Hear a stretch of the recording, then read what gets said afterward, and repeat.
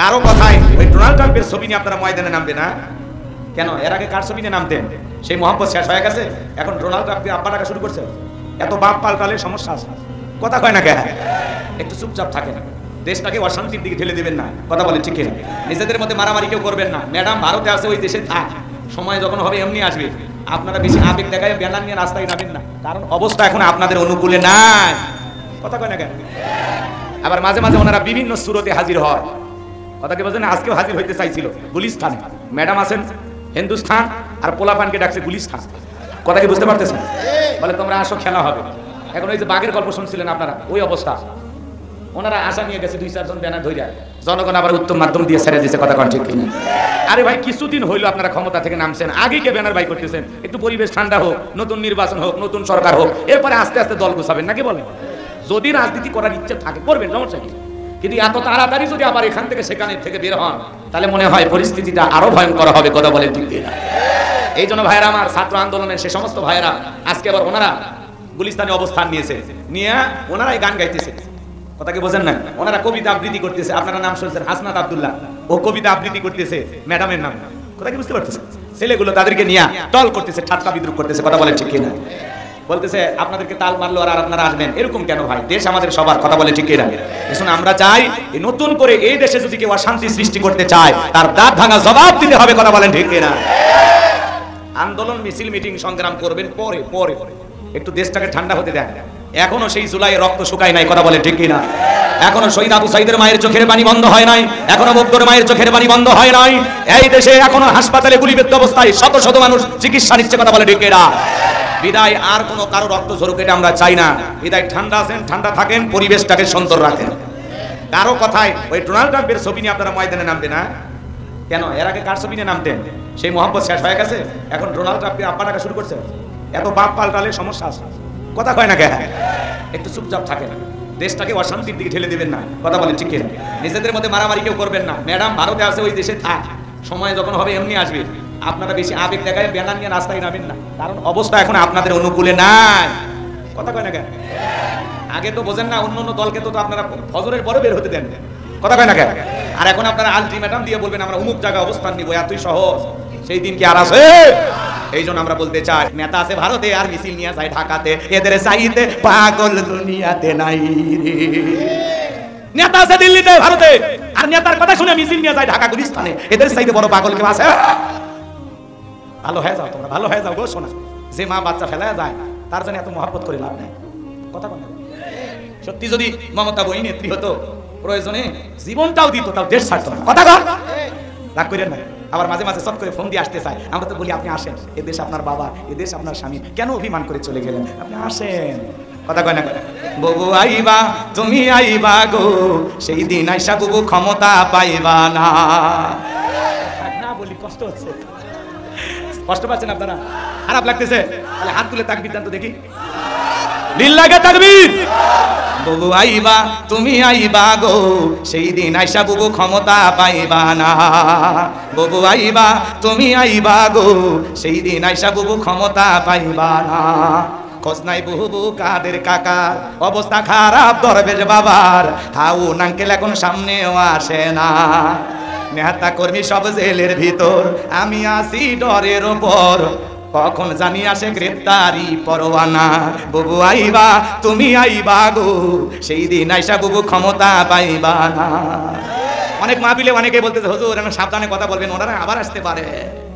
আমরা বলতে চাই ভাই, আমরা আগেও সাবধান ছিলাম না, এখনো সাবধান নাই। কণ্ঠ আছে যতদিন, হক কথা চলবে ততদিন, মৃত্যু তো হবেই, বাস্তবতা বলা লাগবে, কথা বলেন ঠিক কিনা? আমার ভাইয়েরা হৃদয়ের কান পেতে কথাগুলো শুনে যান।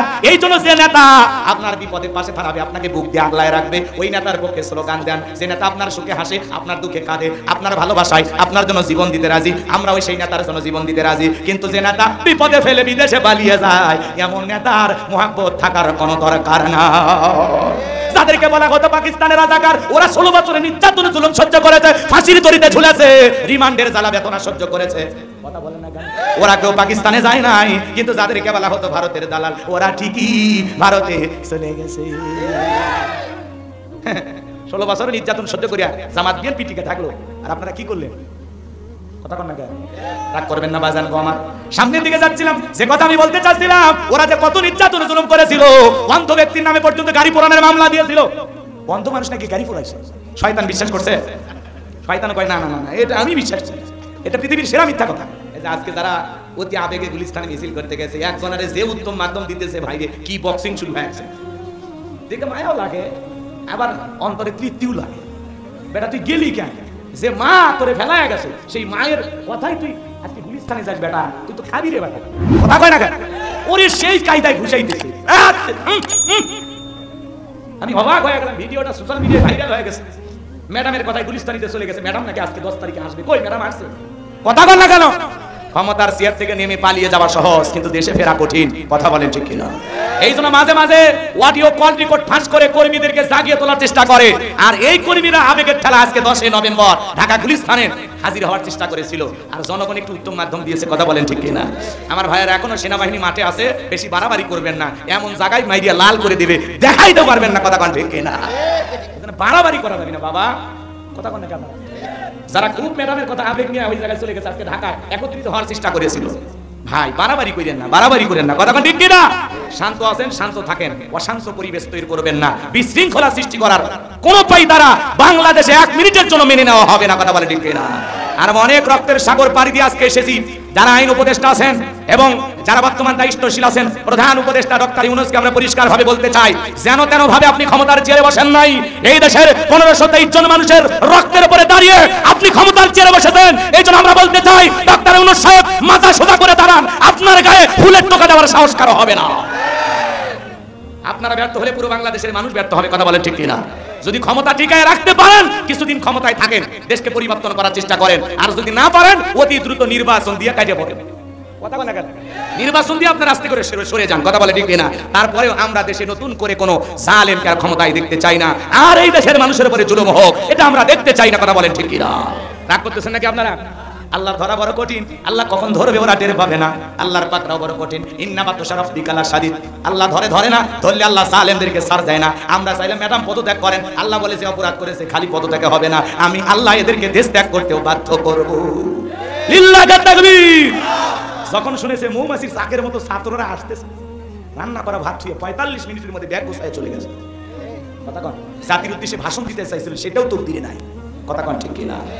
এই জন্য আহারে কি দাম্ভিকতা, কি অহংকার, আজকে সেই মানুষরা গেল কোথায়?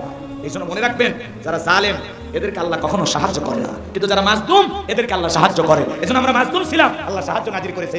আমরা যেন আবার কখনো মানুষের প্রতি জুলুম না করি, আমরা কারো প্রতি জুলুম করবো না। আবার আমরা জালেম হলে, ওরা মাজলুম হলে, ওদেরকে আল্লাহ আবার সাহায্য করে আমাদেরকে সাইজ করবে। এই জন্য খবরদার, টেন্ডারবাজি, চাঁদাবাজি এগুলো চলবে না, কোনো হুমকি ধমকি চলবে না। কে কোন দলের অত প্রচার করার দরকার নেই, চুপ করে থাকবে। কথা বল না কে? হাওয়া পরিবর্তনে দিয়ে একজনের দিয়ে মাতবাড়ি কি হয়েছে? ইতিহাস থেকে শিক্ষা গ্রহণ করো। ওরা 16 বছর পর পালাইছে, আবার যদি নতুন করে কেউ জুলুম করার চিন্তা ভাবনা করে, মনে রাখবে একদিন তোমাদেরকে পালাইতে হবে। অতএব পরিবর্তন হয়ে যাও, মনের ভিতরে সিদ্ধান্ত নাও, আমরা কখনো জনগণের হক নষ্ট করব না, দেশের আমানতের খেয়ানত করব না, পিস খাবো না, খোয়া খাবো না। ব্রিজে ঢুকানোর কথা আর ঢুকে দেবো বাঁশ, দুর্নীতি করবো না। ব্রিজ উৎপাদন করার আগে রুকুত চলে গেছে, এরকম ব্রিজ আমরা বানাবো না। নিয়ত করেন যে রাজনীতি করব জনগণের কল্যাণে, দেশের কল্যাণে, মানুষের কল্যাণে, নিজের ভাগ্যের কল্যাণে নয়। রাজনীতি করে দেশের টাকা বিদেশে পাচার করবেন, ওইরকম নেতা চলে গেছে, আবার কেউ ওইরকম হবে, এটা আমরা চাই না। এ কথা বলে না, আমরা ভালো মানুষ চাই, সৎ নেতা চাই, যোগ্য মানুষকে চাই। আমার ভোট আমি দেবো, যাকে খুশি তাকে দেবো না, আমার ভোট আমি দেবো সৎ, যোগ্য, আমানতদার, নেককার, আল্লাহওয়ালা, নামাজি দেখে দেব। কথা বলে না, খালি নেতার মোষ আর ঘুরি দেখে নেতা বানাই না, নেতা বানাইতে হবে তাকওয়া দেখে। সেই নেতার হাতে আমানতের খেয়ানত হবে না, চাল ডাল চুরি করে খাবে না। পৃথিবীতে তেলের খনি মাটির নিচে, বাংলাদেশে তেলের খনি খাটের নিচে, দেখেন নে, আবার ওই রাজনীতি দেখবেন, আবার ওই সমাজ কায়েম করবেন। আমরা চাই না, আমরা নতুন সমাজ কায়েম করতে চাই। কথা বলেন ঠিক কিনা? যেই দলেরই হোক বলবো ভাই পরিবর্তনের নিয়ত থাকলে আসেন, আর উল্টা পাল্টা নিয়ত থাকলে ভাগে যান।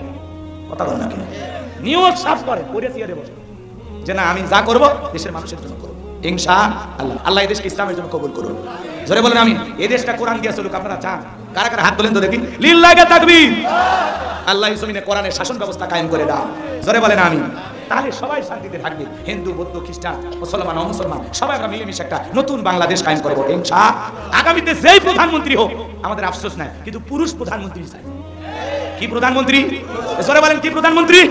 পুরুষ। আমেরিকা দেখলেন, আমেরিকা দেখলেন সবাই বলতেছে কমলা জিতে যাবে, কিন্তু দেখেন আমেরিকার মানুষ কখনো নারীর নেতৃত্ব মেনে নিতে চায় না।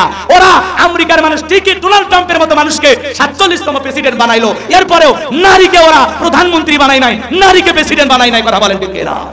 আমেরিকার মানুষ যদি সিদ্ধান্ত নিতে পারে ওরা নারীকে প্রধানমন্ত্রী বানাবে না, আমরা আগামীতে সিদ্ধান্ত নেব বাংলাদেশে আর কোন নারীকে আমরা প্রধানমন্ত্রী হিসেবে দেখতে চাই না। কারা কারা হাত তোলে? লিল্লাহে তাকবীর। কারণ নারীর জেদে সংসার যেরকম ধ্বংস হয়, নারীর রাগ ক্ষোভের কারণে একটা দেশও ধ্বংস হতে পারে। ওদের রাগ বেশি, ওদের জেদ বেশি, একবার ওরা শান্তির জায়গা লাগে সাইবে চায় না। 16 বছর লাগলো ছাড়তে। কথা কোন ঠিক কিনা? যারাই যাইছি আরে তারাই তাকে কি আরে সাত যে কি গো, এই যে আমি বসে আছি ভাবি আলাদা, পাশে ওসি সাহেব বসে আছে তাও আমার টেনশন। কথা কোন না কেন? আগেই বলেছি ওসি সাহেব কার লোক? আমাদের লোক। আগে তো মাহফিলে এসে ওসি সাহেবের বলতে হুজুর একটু হিসাব করে কথা বলবেন, বুঝেন বলছে কিছু বলেনি, বুঝে ফেলে দিছে। কথা কোন ঠিক কিনা? বোঝা লাগবে, এখন সমাজ পরিবর্তন হয়ে গেছে। কথা কোন ঠিক কিনা? এখন প্রত্যেকটা থানার ওসি আমাদের লোক। আপনি ফোন দিবেন মাহফিলে হুজুর উল্টা পাল্টা বলতেছে, আমাদের কাছে বলতে হুজুর কে কি বলতেছে বলেন তো, ওই দিন চলে গেছে। কথা কোন ঠিক কিনা? আল্লাহ এই জমিনকে কোরআনের জন্য কবুল করুন, আর এদেশের সকল প্রশাসনের ভাইদেরকে আল্লাহ ইসলামের বন্ধু বানায় দেন, আলেমদের বন্ধু বানায় দেন, এদেশের মানুষের বন্ধু বানায় দেন। আমরা বাংলার জমিনে আর কোনো মা সন্তান হারা খেটে আমরা চাই না। কথা বলেন ঠিক কিনা? শহীদ আবু সাইদের মতো কেউ বন্দুকের নলের সামনে বুক পেতে দেখ, এই দৃশ্য আমরা সহ্য করতে পারি না। মুক্তের মতো মানুষ মানুষকে পানি খাওয়াইতেছিল আর গুলিবিদ্ধ হয়ে মারা গেছে, কত শিশু সাথে খেলতে গিয়ে মারা গেছে। কথা বলে ঠিক এরা? আমরা আর রক্তপাত দেখতে চাই না, আর হানাহানি মারামারি ফিতনা ফাসাদের রাজনীতি দেখতে চাই না। আমরা একটা সুন্দর শান্তির বাংলাদেশ কামনা করি। কথা বলেন ঠিক এরা? আচ্ছা, আমি কথা বলবো পবিত্র কোরআনুল কারীমের 66 নম্বর সূরা। সূরার নাম মুলক। বলেন কি নাম? মুলক। মুলক মানে কি? সার্বভৌমত্ব, কর্তৃত্ব, রাজত্ব, পাওয়ার, ক্ষমতা। আল্লাহু আকবার বলেন। বলেন তো সকল ক্ষমতার একমাত্র মালিক কে? মাশাআল্লাহ, চমৎকার শ্রোতা। মোট আয়াত আছে 30টি, রুকু আছে 2টি। বিশ্বনবীর মক্কার জিন্দেগিতে এই সূরাটি নাজিল হয়েছে। 29 নম্বর পারার প্রথম সূরা। সূরার নাম মুলক। মনে থাকবে তো ইনশাআল্লাহ? এদিকে খেয়াল করেন, আমি 2টা আয়াতে কারিমা তেলাওয়াত করেছি। 1 নম্বর আয়াতের আলোচনা একটু গরম, কথা কি বুঝতে পারতেছেন? আর 2 নম্বর আয়াতের আলোচনা হলো নরম। আপনাদেরকে গরম কইরা এরপরে ঠান্ডা বানায় বাড়িতে চলে যাবে। আবার গরম করে যদি ছাড়িয়ে দেওয়া ঘটনার সম্ভাবনা আছে। এই জন্য আপনারা টেনশন নেবেন না। একেবারে প্রথম আয়াতের আলোচনা শুনে একটু হালকা গরম হতে পারেন, এরপরে আমি ঠান্ডা করার ব্যবস্থা করব ইনশাআল্লাহ।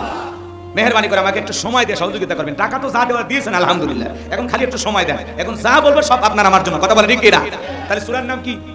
মুলক। মনে থাকবে তো ইনশাআল্লাহ? রায়হান ভাইয়ের বাসায় আসছিলাম, ওখানে সূরা কাউসার। হ্যাঁ, রায়হান ভাইয়ের বাসা জানেন না? আবু রায়হানের বাসাতে মাহফিল করছি, ওখানে সূরা কাউসার, আর এখানে এর আগের বছরে সূরা হামিমা সিজদা, আর এই বছরে সূরা মুলক। মনে থাকবে তো ইনশাআল্লাহ? তাহলে সূরার নাম মনে রাখবেন। সম্মানিত ভাইরা আমার, ভূমিকা ছাড়াই আমরা জবান ছেড়ে চলুন আলোচনার ভিতরে প্রবেশ করি। এই কোরআন থেকে আলোচনা করলে কারো কোনো সমস্যা নাই তো? এই কোরআনের মধ্যে কোনো ভেজাল আছে? কোনো মিথ্যা আছে? কোনো ধোঁকা আছে? থাকবে কি করে? কিতাবটি নাজিল করেছেন কে? আল্লাহ রাব্বুল আলামিন বলেন, যালিকাল কিতাবু লা রাইবা ফীহি।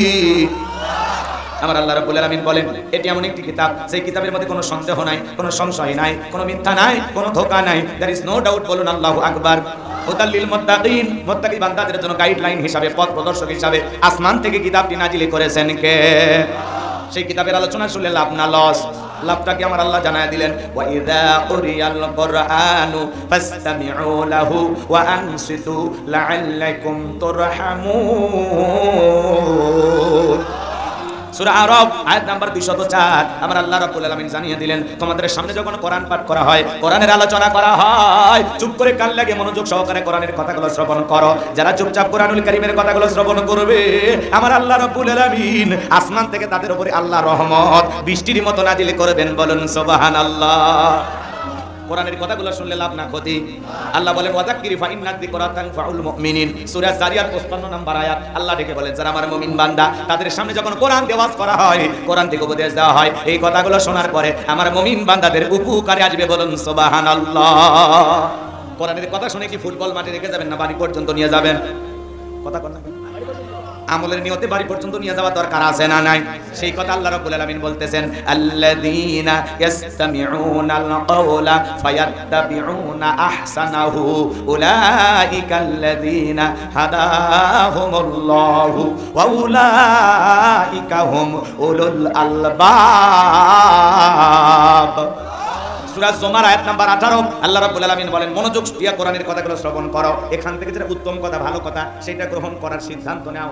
যদি কেউ এখান থেকে ভালোটা উত্তমটা গ্রহণ করে, এই নিয়ত যারা করে, কোরআন থেকে যারা ভালো ভালো কথাটা গ্রহণ করে, আমলের নিয়ত করে, আমার আল্লাহ বলেন উলাইকাল্লাযীনা হাদাহুমুল্লাহু, আমি আল্লাহ পাক তাদের জন্য হেদায়েতের রাস্তাটাকে সহজ করে দেব। বলেন সুবহানাল্লাহ। ওয়া উলাইকা হুম উলুল আলবাব, যারা বুদ্ধিমান তারাই কেবলমাত্র কোরআনের উপদেশ গ্রহণ করে। আশা করি নওগাঁর মানুষ বুদ্ধিমান, এখান থেকে আমলের নিয়তে ভালো কিছু গ্রহণ করে বাড়িতে নিয়ে যাওয়ার দরকার আছে না? না, প্রত্যেকটা মাহফিলে যাবেন আমল করার নিয়তে যাবেন, যে এখান থেকে আমি কিছু শুনবো, বাস্তব জীবনে আমল করবো ইনশাআল্লাহ। খালি মাহফিলে গেলাম, বক্তার ওয়াজ শুনলাম, যদি জিজ্ঞাসা করে ভাই কেমন ওয়াজ, সেই ওয়াজ কি ওয়াজ, মারাত্মক ওয়াজ, কি ওয়াজ, ফাটাফাটি, এই বলে লাভ আছে? এই জন্য আপনাদের উদ্দেশ্যে বলতে চাই, আমরা প্রত্যেকটা মাহফিলে যাব শেখার জন্য, কিছু আমল করার নিয়তে যাব। কথা বলে ঠিক কিনা? প্রত্যেকটা মাহফিল যেন আমাদের নিজেদেরকে পরিবর্তন করার উদ্দেশ্যে হয়। কথা বলে ঠিক কিনা? আমার ভিতরে থাকা ত্রুটি মুক্ত করে দেন। কথা বলে ঠিক কিনা? এই নিয়তে মাহফিলে আসবেন তো ইনশাআল্লাহ, আল্লাহ কবুল করেন। জোরে বলেন আমিন। এবার চলেন আমরা আলোচনার গভীরে প্রবেশ করি। সূরার নাম কি বলেছি? তাহলে বল, আলোচনা প্যান্ডেলে থাকবে নাকি আপনার ঘর পর্যন্ত যাবে ইনশাআল্লাহ? আশা করি যাবে, আল্লাহ কবুল করেন। জোরে বলেন আমিন। কারা কারা আজকের আলোচনা শুনে বাড়ি পর্যন্ত নিয়ে যাবেন? দুই হাত তুলে একবার তাকবীর দেন তো দেখি। লিল্লাহি তাকবীর। আচ্ছা, হাত নামান, হাত নামান। যারা বিয়ে করেছেন তারা একবার তাকবীর দিবেন, যারা অবিবাহিত পুরুষ তারা একবার তাকবীর দিবেন। বিয়ে ও বিয়ে ফুটবল খেলা হয় না চাচা? হয়তো। তো যারা বিয়ে করেছেন জীবনে বরকত পাইছেন, জালাও পাইছেন, মজাও পাইছেন নাকি কোন? এবার আমি বলতে চাই, বিবাহিত পুরুষ যারা বরকত পাওয়ার আসে আপনারা প্রথমে হাত তুলবেন, এরপরে অবিবাহিত দেখি কার শক্তি বেশি। যারা বিয়ে করেছেন হাত তোলেন, বিয়ে যারা করেছেন হাত তোলেন। তাকবীর দেন, লিল্লাহি তাকবীর। আরেকবার আওয়াজ দেন, ওদের কাছে কিন্তু হারা যাবে না। লিল্লাহি তাকবীর। এবার যারা অবিবাহিত আছো সোনা হাত তোলো, কলিজারা যারা বিয়ে করেনি তারা হাত তোলো। ওদের সাথে সংখ্যায় আমরা বেশি আসি, এখন দেখি তো ওদের কাছে হারা যায় না। লিল্লাহি তাকবীর। আরেকবার আপনি রেজাল্ট দেওয়া লিখুন, লিল্লাহি তাকবীর। কি আওয়াজ কাছে বেশি হয়েছে? এবার সবাই মিলে একবার লিল্লাহি তাকবীর। ঠিক আছে, রাগ করছেন আপনারা? আচ্ছা ঠিক আছে, ওরাই জিতে গেছিলেন। আমরা যেহেতু বিয়ে করেছি, কি কি না না, আমরা যেহেতু সব সহ্য করার অভ্যাস আছে, ওই জন্য আজকে হারিয়ে ওদেরকে জিতে দিলেন। কথা কন ঠিক না? কারণ আমরা তো কাঁদবো না, কিন্তু ওরা ছোট মানুষ, যদি কেঁদে ফেলে দেয়। হ্যাঁ হ্যাঁ, আবার আমি কেঁদে দিয়েছি না? আচ্ছা ঠিক আছে। সূরার নাম কোনটা মনে থাকবে তো ইনশাআল্লাহ? তাহলে জবান ছেড়ে সবাই একটু দিল উজাড় করে আমার সঙ্গে তেলাওয়াত করুন। যারা দাঁড়িয়ে আছেন বসেন, বসেন। আমি কয়েকবার হাত দিয়ে ইশারা দিছি, আমার ইশারা তো বুঝবেন না, বান্ধবীর ইশারা ঠিকই বুঝেন। হ্যাঁ বসেন, সবাই জবান ছেড়ে আমার সাথে তেলাওয়াত করুন। আউযু বিল্লাহি মিনাশ শাইতানির রাজীম, বিসমিল্লাহির রাহমানির রহিম। বিতাড়িত মোর্দা শয়তানের কাছ থেকে আল্লাহ পাকের কাছে আশ্রয় প্রার্থনা চাচ্ছি। পরম করুণাময় সিমদাদু আল্লাহ তাআলার নামে শুরু করছি। সূরার নাম মুলক, মনে থাকবে তো ইনশাআল্লাহ? মুলক মনে থাকবে তো ইনশাআল্লাহ?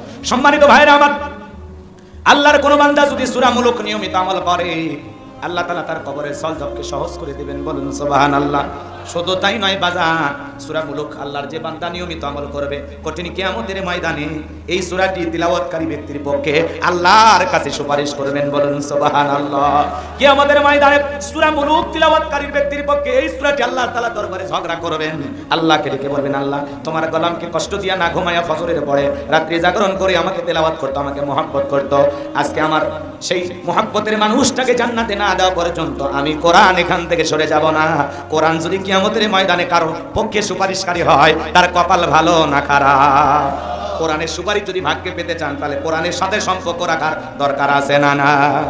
আজকে মুসলমান মার খাওয়ার পিছনে মুসলমান কোরআন থেকে সরে গেছে, ইসলাম থেকে দূরে সরে চলে গেছে। এই জন্য আজকে তামাম পৃথিবীতে মুসলমানেরা মার খাই। কথা বলেন ঠিক কিনা? সমস্ত মুসলমান যদি কোরআনের ছায়ায় চলে আসতে পারে, পৃথিবীর সমস্ত মুসলমান যদি ঐক্যবদ্ধ হতে পারে, পৃথিবীর কোনো জালেমের ক্ষমতা নাই একজন মুসলমানের পশম বাঁকা করার ক্ষমতা পৃথিবীর কোনো জালেমের হবে না। কথা বলেন ঠিক কিনা? তাহলে কোরআন পড়বো তো ইনশাআল্লাহ? সূরা মুলক নিয়মিত আমল করবো তো ইনশাআল্লাহ? আমার এই আলোচনা শুনে অনেক মানুষ আমাকে বলে, হুজুর সূরা মুলক আমি মুখস্থ করেছি, আমি আগে কোরআন পড়তে জানতাম না, কিন্তু আপনার কথা শুনে কিয়ামতের ময়দানে কোরআন আমার পক্ষে সুপারিশ করবে, এইটা শুনে আমি তেলাওয়াত শুরু করে দিয়েছি। আলহামদুলিল্লাহ বলেন।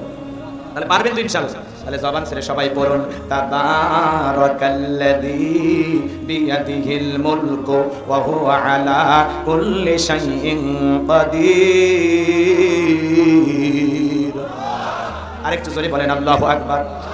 আল্লাহ রাব্বুল আলামিন বলেন মহামান্বিত সেই সত্তা যার হাতে সর্বময় কর্তৃত্ব রাজত্ব পাওয়ার ক্ষমতা, তিনি হলেন সব বিষয়ের উপরে শক্তিমান। তাহলে বলেন তো বাজান, সবকিছুর ক্ষমতার একমাত্র মালিক কে? তাবারাকাল্লাযী বিয়াদিহিল মুলকু ওয়া হুয়া আলা কুল্লি শাইইন কাদির। মহামান্বিত সেই সত্তা যার হাতে সর্বময় কর্তৃত্ব রাজত্ব পাওয়ার ক্ষমতা, তিনি হলেন সর্ববিষয়ে শক্তিমান। তাহলে বলেন তো বাজান, আসমানে ক্ষমতা চলবে কার? জমিনে ক্ষমতা চলবে কার? আলা লাহুল খালকু আলাম, সৃষ্টি যার, আইন চলবে সে আল্লাহর। কথা বলে ঠিক না? আসমান জমিনের সবকিছুর মালিক কে? লিল্লাহি মুলকুস সামাওয়াতি ওয়া মা ফিল আরদ, আকাশ আর জমিনের একচ্ছত্র মালিক আমার আল্লাহ। আসমান আর জমিনে আল্লাহর চাইতে বড় আর কেউ আছে? জোরে বলেন আছে? ওয়ালাম ইয়াকুল্লাহু কুফুয়ান আহাদ, আকাশ আর জমিনে আল্লাহর সমকক্ষ, আল্লাহর সমতুল্য আর কেউ নাই। বলুন আল্লাহু আকবার। তাহলে সবকিছুর ক্ষমতার একমাত্র মালিক আল্লাহর চাইতে বড় ক্ষমতা ধরার কেউ নাই। কথা বলবি কিনা? আমরা সেই আল্লাহর গোলাম যার হাতে সকল ক্ষমতার চাবিকাঠি। সকল ক্ষমতার চাবিকাঠি কার কুদরতি হাতে? যারা বলে ক্ষমতার উৎস জনগণ, ওরা পাম দিয়ে ফুলায়। ক্ষমতার উৎস জনগণ না, ক্ষমতার উৎস কে? আর একটু জোরে বলেন কে? আমার ভাইয়েরা ভালো করে বোঝার চেষ্টা করবেন। তাহলে তামাম পৃথিবীর ক্ষমতার একমাত্র মালিক কে? আল্লাহর চাইতে বড় ক্ষমতা ধরার কেউ নাই, কেউ নাই। তাহলে প্রশ্ন করতে পারেন, হুজুর দুনিয়াতে যারা ক্ষমতা থাকে এরা কি? নওগাঁ থেকে একটা ছেলে যদি ঢাকায় চাকরি করে, একটা বাসাতে যদি ভাড়া থাকে, ওর পরিচয় কি বলেন তো? ভাড়াটি পরিচয় কি? 5 বছর 10 বছর 20 বছর যত বছরই চাকরি করুক না কেন, যে বাসাতে ভাড়া থাকবে তার পরিচয় হলো ভাড়াটিয়া। এই পৃথিবীর জমিন আল্লাহ কাউকে 5 বছর, কাউকে 10 বছর, কাউকে 20 বছর ক্ষমতার চেয়ারটা ভাড়া দেয়। কথা বলে ঠিক কিনা? এরা হলো কি? জোরে বলেন, এরা হলো কি? তাহলে ক্ষমতা এই দিকে খেয়াল করেন, সকল ক্ষমতার একমাত্র মালিক আল্লাহ। আল্লাহর চাইতে বড় ক্ষমতা ধর কেউ না। কিন্তু পৃথিবীতে কিছুদিনের জন্য মানুষকে আল্লাহ ক্ষমতা দান করে। মনে রাখবেন, ক্ষমতা দেওয়ার মালিক কে? আল্লাহ রাব্বুল আলামিন বলেন, কুলিল্লাহুম্মা মালিকাল মুলকি তুতিল মুলকা মান তাশাউ ওয়া তানসিউল মুলকা মিম্মান তাশাউ ওয়া তুইজ্জু মান তাশাউ ওয়া তুযিল্লু মান তাশাউ বিয়াদিকাল খায়র ইন্নাকা আলা কুল্লি শাইইন কাদির। সূরা আলে ইমরানের 26 নম্বর আয়াত আল্লাহ রাব্বুল আলামিন জানিয়ে দিলেন, রাজত্ব দেওয়ার মালিক আমি আল্লাহ। বলে তো ক্ষমতার চেয়ারে বসানোর মালিক কে? ক্ষমতা দেওয়ার মালিক কে? কাউকে ক্ষমতা দিলে যে সম্মান দেওয়া হলো এমনটা নয়। ক্ষমতার সম্মান দুইটা ভিন্ন জিনিস। কথা বলেন। এই পৃথিবীর জমিনে অনেক মানুষকে আল্লাহ ক্ষমতার চেয়ারে বসাইয়া বাড়াবাড়ি করার কারণে, দাম্ভিকতা করার কারণে জুতার বাড়ি খাওয়ায়া বিদায় করছে। কথা বলে ঠিক কিনা? নমরুদকে আল্লাহ জুতার বাড়ি খাওয়ায়া ক্ষমতার চেয়ার থেকে নামাইছে। কথা বল না কেন? এই যে শ্রীলঙ্কার প্রেসিডেন্ট, আমরা সাক্ষী মিডিয়াতে দেখছি, আমরা দেখি নাই? শ্রীলঙ্কার যারা নেতা ছিল এরা জনগণের প্রতি জুলুম করার কারণে ওই দেশের জনগণ নেতার কাপড় খুলে ক্ষমতার চেয়ার থেকে নামাইছে। ভাগ্যিস ভালো সেদিন হাফ প্যান্ট পরা ছিল, তাছাড়া পুরোটা পাবলিক দেখতো। কথা বলছে। এই জন্য যারা ক্ষমতার চেয়ারে বসে বাড়াবাড়ি করে, জুলুম করে, অত্যাচার করে, মানুষের ন্যায় বিচার কায়েম করে না, মানুষের অধিকার হরণ করার চেষ্টা করে, লুটপাট করে, দুর্নীতি করে, দেশের টাকা বিদেশে পাচার করে, বাজারে সিন্ডিকেট তৈরি কইরা সাধারণ মানুষের রক্ত চুষে খেয়ে যারা বড়লোক হয়, মনে রাখবেন ওই জুলুমকারীরা কখনো চিরস্থায়ী হতে পারে না। কথা বলে ঠিক এরা? পৃথিবীতে কেউ স্থায়ী হয় না, হোক না যেন নমরুদ কিবা ফেরাউন, কেউ ভাবে চিরকাল রয় না, কেউ ভাবে চিরকাল রয় না। পৃথিবীতে কেউ স্থায়ী হয় না, হোক না সে নরেন্দ্র মোদী কিবা জো বাইডেন, কেউ পৃথিবীতে চিরকাল রয় না। কথা বলে ঠিক কিনা? পৃথিবীতে কেউ ক্ষমতায় চিরস্থায়ী না। কথা বলে ঠিক কিনা? যারা ক্ষমতার চেয়ারে বসে বড় বড় কথা বলে, মানুষের প্রতি জুলুম করে, অত্যাচার করে, আল্লাহ পাক তাদেরকে জাতির সামনে লাঞ্ছিত করে। কথা বলে ঠিক কিনা? যারা বড় বড় কথা বলতে ওরা আছে? জোরে বলেন আছে? পালাবো না, পালাবো না, পালাইনি। রাগ করতেছেন আপনারা? বিরক্ত হই না জানো? বড় বড় কথা বলতে ওরা আছে? ওরা আছে? ওরা নাই বাজান গো আমার। আমি যে কথা বলতে চাচ্ছিলাম গভীর মনোযোগ দিয়ে শুনবেন, হৃদয়ের কান পেতে কথাগুলো শুনে যান। তাহলে ক্ষমতা দেওয়ার মালিক কে? যারা ক্ষমতার চেয়ারে বসে ন্যায় বিচার কায়েম করে, আদল ইনসাফ প্রতিষ্ঠিত করে, মানবতার কল্যাণ, ইসলামের কল্যাণে কাজ করে, মানুষ ক্ষমতার চেয়ারে বসায় তাদেরকে সম্মান করে, তারা মারা গেলে ইতিহাসের সোনালী পাতায় তাদের নাম লেখা থাকে শুধুমাত্র ভালো শাসক হওয়ার কারণে। কথা বলে ঠিক কি না আমার ভাইয়েরা? তাহলে ক্ষমতা দেওয়ার মালিক কে? আর একটু জোরে বলেন কে? ক্ষমতা কেড়ে নেওয়ার মালিক কে? ওয়াতুইজ্জু মান তাশাউ ওয়া তুযিল্লু মান তাশা। সম্মানিত করার মালিক, সম্মান দেওয়ার মালিক কে? আবার লাঞ্ছিত করার মালিক কে? বিয়াদিকাল খায়র, সকল কল্যাণের চাবিকাঠি কার হাতে? ইন্নাকা আলা কুল্লি শাইইন কাদির, তিনি বলেন সব বিষয়ের উপরে ক্ষমতাবান। কথা বলেন ঠিক কি না? তাহলে আল্লাহর চাইতে বড় ক্ষমতাধর কেউ নাই। এ বাজান গো আমার, গভীর মনোযোগ দিয়ে শুনবেন। আমি যে কথা বলতে চাই, এই পৃথিবীর জমিনে যত মানুষ ক্ষমতার চেয়ারে বসুক না কেন, আজ হোক কাল হোক, তাদের ক্ষমতার চেয়ার থেকে বিদায় নেওয়া লাগবে। মনে রাখবেন, যৌবনের জোর আর ক্ষমতার জোর কখনো স্থায়ী হয় না। এতে দেখতেছেন কি জওয়ানি, কি সুন্দর মোশান আমাদের। এখন চামড়া আছে টাইট, মনে হয় করবে আল্লাহর সাথে ফাইট। যখন হবে ঠিক তখন দিবে আল্লাহর সাথে মিল। দাড়ি আছে কাঁচা, এখন কি একটা ভাব। যখন দাড়িটা পাইকা যায় তখন আর মোশান থাকে না। এজন্য বাজান গো আমার, এই টাইট চামড়া একদিন ঢিল হয়ে যাবে, কাঁচা দাড়ি একদিন সাদা হয়ে যাবে। কথা বলেন না কেন? যৌবনে পড়ে যাবে ভাটি। কথা বলেন ঠিক কি না? এই জন্য বাজান, কেউ আমরা চিরস্থায়ী না। এই ক্ষণিকের দুনিয়াতে আজ আছি কাল থাকবো না, সবাইকে বিদায় নিয়ে যাওয়া লাগবে। কথা বলেন ঠিক কি না? বাজান গো, মন খারাপ করবেন না, আমি সামনের দিকে গেলে আলোচনা বুঝতে পারবেন। এই পৃথিবীর জমিনে আল্লাহ পাক 4 জন মানুষকে পুরো পৃথিবীর রাজত্ব পাওয়ার ক্ষমতা দিয়েছিলেন। জোরে বলেন কয়জন? 4টা আঙ্গুল তুলে বলেন তো বাজান কয়জন? আরেকটু জোরে বলেন কয়জন? লিল্লাহে তাকবীর। পুরো পৃথিবীর ক্ষমতা তো দূরের কথা, ছোটখাটো এলাকার এক নেতা, তার সাথেই পারা যায় না। পাতি নেতার কি গরম আছে, গরম আর আছে। কথা কয় না কেন? এখন যদি কোনো পাতি নেতা আবারও গরম হতে চায়, তার ঠান্ডা করার বুদ্ধি আছে না নাই? আগে মানুষ সাহস ছিল না, এখন মানুষের সাহস কিন্তু বাইরে গেছে। কথা কোন ঠিক কিনা? এই জন্য আমরা চাই বাংলাদেশে আর কোনো পাতি নেতা আর কোনো জালেমের যেন জন্ম না হয়। আমরা আর জুলুমের শিকার হতে চাই না। কথা বলেন আমার ভাইরা। সামনের দিকে যাই, ছোটখাটো একটা পাতি না, তার 2 মিনিট একটা ঘটনা বলে দিয়ে যায়। এই জামানার কথা না, এটা হলো বিশ্ব নবীর জামানার কথা। শুনবেন বলবো। এ ছিল একটা ক্রোত্তীয় লিডার। এখন বর্তমানে যেরকম মেম্বার, ছোট্ট একটা ওয়ার্ডের নেতা। কথা কন না কেন? ওই সময় তাদেরকে বলা হতো ক্রোত্তীয় লিডার, ক্রোত্তীয় দলপতি, এলাকার মুরল বলা হতো ওদেরকে।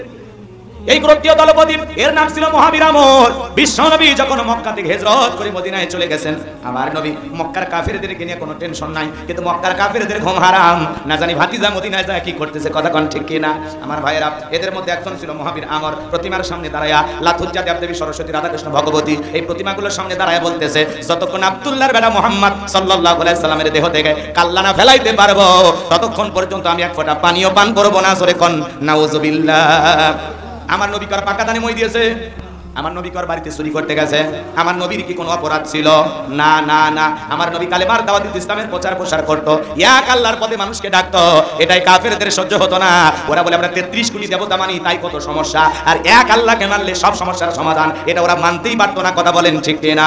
নবী যে কালেমার দাওয়াত দিত, কোরআনের প্রচার করত, এই জন্য কাফেররা বিশ্ব নবীকে সহ্য করতে পারতো না। এই মক্কার মহাবীর আমর প্রতিমার সামনে দাঁড়ায় শপথ গ্রহণ করলো, নবীজির দেহ থেকে কাল্লা না আলাদা করা পর্যন্ত আমি এক ফোঁটা পানিও পান করব না।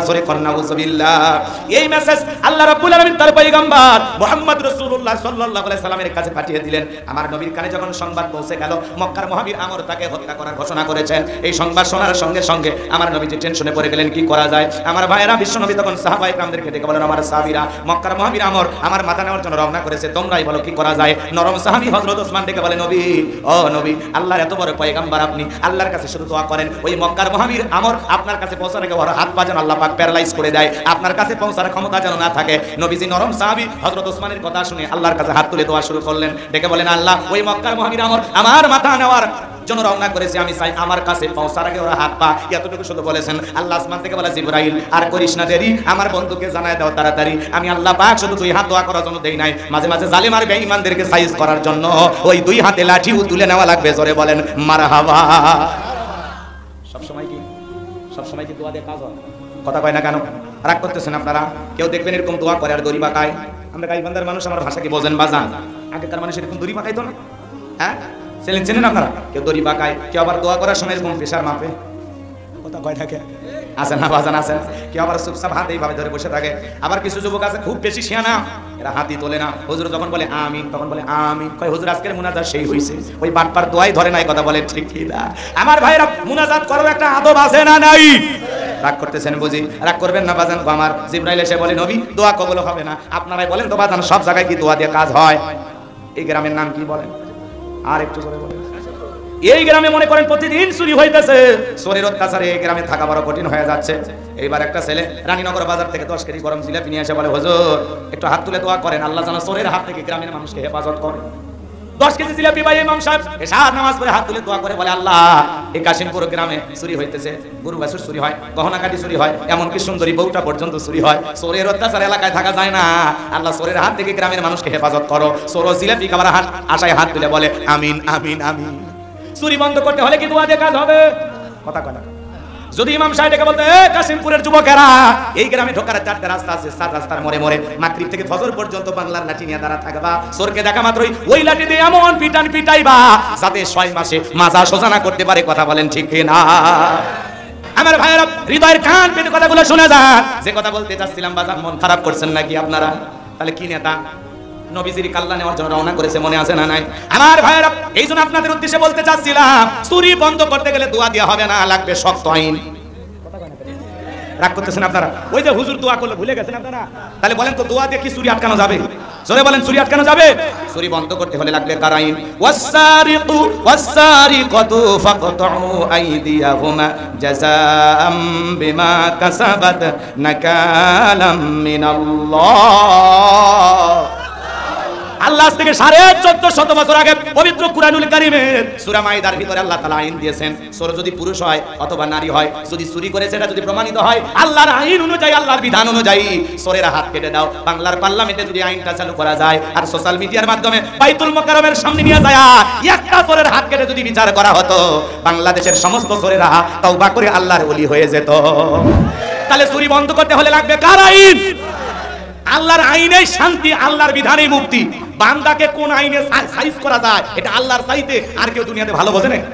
আল্লাহ বোঝে, আল্লাহ মহাজ্ঞানী। আল্লাহ আইন দিয়েছে বান্দা তোমার দেশে তুমি যে অঞ্চলে বসবাস করো ওই সমাজে যদি চুরি বন্ধ করতে চাও তাহলে একটা চোরের হাত কেটে দাও, আর এটা সোশ্যাল মিডিয়াতে ফলাও করে প্রচার করো, দেখবা সমস্ত চোরেরা বলবে ভিক্ষা করে খাবো, না খেয়ে থাকবো, তা চুরি করবে যায় আমার এই দেহের সুন্দর হাতটা আমি হারাবো না। কথা বলেন ঠিক কি না? বাংলাদেশে আল্লাহর আইন চালু হোক। কারা কারা আছেন একটু 2 হাত তুলে দেখান তো দেখি। লিল্লাহি তাকবীর। এই জমিনকে আল্লাহ কোরআনের জন্য কবুল করেন, জোরে বলুন আমিন। আল্লাহর আইন যদি আমরা এই জমিনে প্রতিষ্ঠিত করতে পারি, কোরআনের সমাজ ব্যবস্থা যদি কায়েম করতে পারি, বাংলাদেশটা ছোট্ট জান্নাতের টুকরায় পরিণত হবে। চিৎকার মেরে বলুন আল্লাহু আকবার।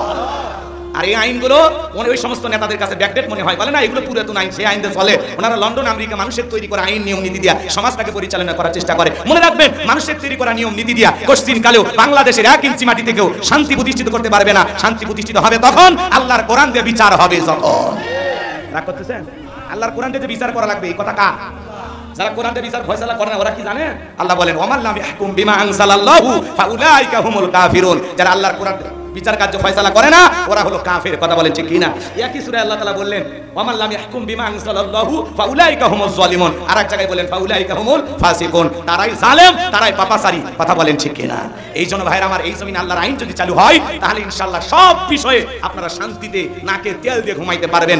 কোনো ধরনের চুরি ছিনতাই ডাকাতির মতো ঘটনা বাংলার জমিনে ঘটবে না। আল্লাহ এই দেশকে কোরআনের জন্য কবুল করুন।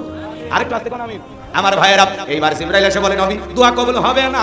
আমার নবী তখন থেকে বলে জিবরাইল কি করা যায়? জিবরাইল থেকে বলে নবী সাহাবীদের মধ্যে ঘোষণা করেন আপনার সাহাবীদের মধ্যে এমন কেউ কি আছে যে মহাবীর আমরের মোকাবেলা করবে? আমার নবী এই কথা শোনার পরে দেখে বলেন আমার সাহাবীরা আল্লাহ তাআলা দোয়া কবুল করে নাই, তোমরাই বলো তোমাদের মধ্যে এমন কেউ কি আছো যে আমরের সাথে মুখোমুখি মোকাবেলা করবা? নবীর কোন সাহাবী দাঁড়ায় না, হযরত আলী দাঁড়িয়ে গেলেন, বলেন আল্লাহু আকবার। আমার নবী তখন ডেকে বলে আলী তুমি ছোট মানুষ না বুঝে কেন দাঁড়াইছো? তুমি কি জানো ওই মক্কার মহাবীর আমর এক বেলা খাবার খাইয়ে 21 কেজি 3.5 মণ ওজনের তরবারি নিয়ে যুদ্ধ করে, এত বড় বীরের সামনে তুমি কেমনে যাইবা? তুমি বসে পড়ো। নবীজি দ্বিতীয়বার বললেন, আবার হযরত আলী দাঁড়িয়ে গেছেন। নবীজি যখন তৃতীয়বার বললেন আমার সাহাবীরা তোমাদের মধ্যে এমন কেউ কি আছো যে আমরের মোকাবেলা করবা? আবার হযরত আলী দাঁড়িয়ে গেছেন। নবী তখন দুইটা হাত বাড়ায় বলে আলী রে আয় আয় আমার বুকের ভিতরে আয়। এই কথা বলে বিশ্বনবী বুকের ভিতরে জড়ায় নিয়ে বলে আলী এত বড় বীরের সামনে যাইতে চাস? তোর কি জানে মায়া দয়া নাই? হযরত আলী ডেকে বলতেছে নবী আমার ভিতরে ঈমান বলতেছে আপনি শুধু আমাকে দোয়া করে ছেড়ে দেন, ওই আমর আপনার চেহারা দেখার আগে ওরে আমি জমিন থেকে বিদায় করে দেব। বলেন আল্লাহু আকবার। ঈমানের একটা পাওয়ার থাকার দরকার আছে না নাই? সেই ঈমান প্রয়োজনে জ্বলে ওঠে না, সেই ঈমান সত্য ন্যায়ের কথা বলে না, সেই ঈমান অন্তরে নাই, সেই ঈমান অন্তরে নাই, মুখে ফোটায় কথার কলি, কিভাবে তারে বলো ঈমান বলি, কিভাবে তারে বলো ঈমান বলি। সেই ঈমান প্রয়োজনে জ্বলে ওঠে না, সেই ঈমান সত্য ন্যায়ের কথা বলে না। মারহাবা বলেন। আমার নবী তখন ডেকে বলে আলী খালি হাতে দোয়া করলে হবে না, ওসমান তোমার বাড়িতে কি তরবারি আছে? হযরত ওসমান রাদিয়াল্লাহু তাআলা বলেন নবী গো আমার বাড়িতে তরবারি আছে 27 ইঞ্চি লম্বা। চিৎকার মেরে বলেন মারহাবা। এখন তো তরবারি থাকলেই বলতো জঙ্গি, কথা কোন ঠিক কি না? তরবারি লাগে না, তরবারি সারাই জঙ্গি বানায় দিত। কথা বলেন না কেন আপনারা? রাগ করতেছেন নাকি বাজান গো আমার? গভীর মনোযোগ দিয়ে শুনেন। আমার নবী বলে ওসমান তরবারিটা নিয়ে আসো। হযরত ওসমান তরবারি নিয়ে আসলেন। বিশ্বনবী হযরত আলীর হাতে তরবারি ধরায়া দিলেন। হযরত আলী তরবারি পায়া মারছে দৌড়, দৌড়াইতে দৌড়াইতে আমরের মুখোমুখি হয়ে গেল যখন। আমর ডেকে বলে কিরে পিচ্চি আলী তুই কেন আমার সামনে? হযরত আলী ডেকে বলে পিচ্চি না কি পরে বুঝাইতেছি, জোরে কোন মারহাবা। কথা আছে ছোট মরিচের ঝাল বেশি। হযরত আলী তখন তরবারিটা দিয়ে দাগ টানতেছেন, দাগ টানা বোঝেন তো কথা বলেন। মাঠে নামার আগে একটা সীমানা দেওয়ার দরকার আছে না নাই? হযরত আলী একটা সীমানা দিতেছেন, দাগ টানতেছেন, আর একটা দোয়া পড়তেছেন। এই দোয়া পড়ে বাড়ির চতুর্দিকে যদি ফু দিতে পারেন, পানি ছিটায় দিতে পারেন, আপনার বাড়ি বড় বড় দুর্ঘটনার হাত থেকে আল্লাহ হেফাজত করবেন। আল্লাহু আকবার বলেন। হযরত আলী এইবার দোয়াটা পড়তেছেন, কি সেই দোয়া বলবো? অপেক্ষা করেন বাজান। হযরত আলী তখন দোয়া পড়তেছে আর দাগটা টানতেছে। দাগটা টানার পরে তরবারটা উঁচু করে ডেকে বলতেছে, এই কাফেরের বেটা, তোর যদি সাহস থাকে খালি দাগটা পার হয়া নবীজির কাল্লা নিতে যা। এ আয় আয়, খেলা হবে, আয়। আল্লাহু আকবার বলে। হযরত আলী যে ধমক দিছে, বাড়িতে ঢুকছে চোর, বাড়িওয়ালা হলো ল্যাংড়া দুটো পায় না, টিয়ার পাইছে চোর ঢুকছে, কিছু না পারুক যদি বাড়িওয়ালা জবান দিয়ে আওয়াজ দেয়, কেন চোর থাকবি না, ভাগে দৌড় মারবি। একটা আওয়াজেই অনেক কিছু ঘটে, কথা বলে ঠিক কিনা? এখন খালি আওয়াজ দেওয়া লাগবে, আওয়াজ দেওয়া লাগবে, বার হলে খবর আছে রে। আমাদের রক্ত এখনো ঠান্ডা হয়নি, কথা কোন না মারামারি করেন, খালি আওয়াজ দিবেন। কই পারতেছেন, রাগ করতেছেন আমার কথা? হযরত আলী বলতেছেন